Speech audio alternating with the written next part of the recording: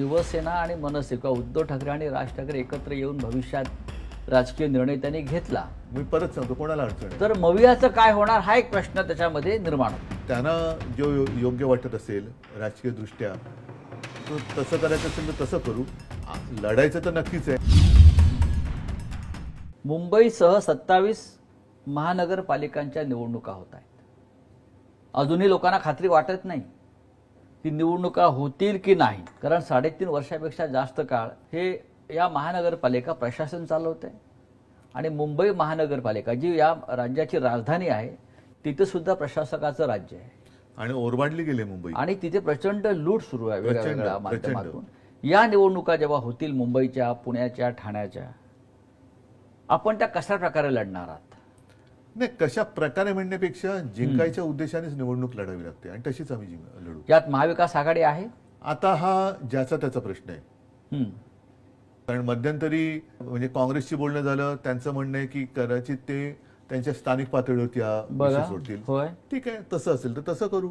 नाही, पण जर ही चर्चा सुरू आहे की आपण म्हणजे शिवसेना आणि मनसे किंवा उद्धव ठाकरे आणि राज ठाकरे एकत्र येऊन भविष्यात राजकीय निर्णय त्यांनी घेतला, मी परत सांगतो कोणाला अडचण आहे तर मवियाचं काय होणार हा एक प्रश्न त्याच्यामध्ये निर्माण होतो.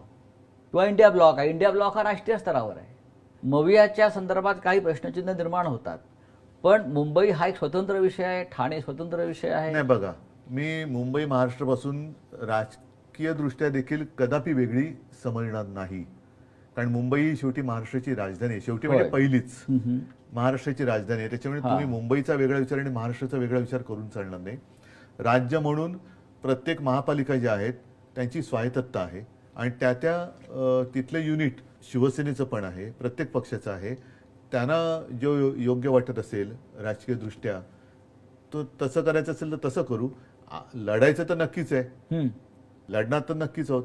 आणि महाराष्ट्र, मराठी, महाराष्ट्र धर्म आणि त्याच्यात परत सांगतो ह्याचा अर्थ कोणत्या राज्याचा किंवा भाषेचा द्वेष हा नाही. आता मुंबईमध्ये सुद्धा अनेक भाषिक राहतात. मी मुख्यमंत्री असताना मी काय कोरोनामध्ये त्यांना वेगळं वागवलं होतं? नाही. मी हिंदुत्ववादी आहेच, पण म्हणून मी काय मुसलमानांना वेगळं वागवलं होतं? सावत्र वागणूक दिली होती? तर मुंबई महापालिका म्हणून जेव्हा आम्ही कारभार केला तेव्हा पाणी सुद्धा आम्ही सगळ्यांच्या घरात दिलं. प्रदीर्घ काळ मुंबई महानगरपालिका ही शिवसेनेच्या ताब्यात आहे किंवा शिवसेनेचा किंवा मराठी माणसाचा भगवा झेंडा त्या महापालिकेवर फडकलेला आहे. तो तसाच फडकणार परत एकदा. आणि आता ज्या प्रकारची कोंडी केली जाते किंवा ज्या प्रकारचं राजकारण केलं जात आहे, केविलवाणा प्रयत्न की मराठी माणसाच्या हातामध्ये मुंबई राहू नये, हा त्यांचा केविलवाणा प्रयत्न आहे. आणि म्हणून ते हे मध्ये मध्ये ज्यांना काही किंमत नाहीये अशा लोकांकडनं आम्हाला म्हणजे मराठी माणसाला आणि इतर भाषिकांना पेटवण्यासाठी आव्हानाची भाषा करतात, ज्याचा काही काडीचा काही फरकच पडत नाही. आणि इथले जे मराठी आणि अमराठी भाषिक आहेत ते सगळे गुण्यागोविंदांना आणतात.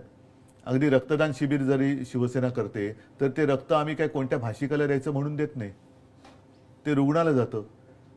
जसं मी म्हटलं की कोरोनामध्ये सगळ्या देशाने, सुप्रीम कोर्टाने, अगदी न्यूयॉर्कमध्ये वगैरे सुद्धा आपल्या राज्याच्या कामाचं कौतुक झालं. ती कुठे मी भाषिकवाद केला होता? कुठे मी धार्मिकवाद केला होता?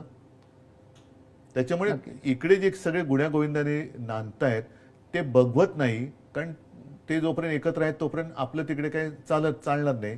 म्हणून आता हा अत्यंत घृणास्पद वाद लावण्याचा केविलवाणा प्रयत्न चालू आहे.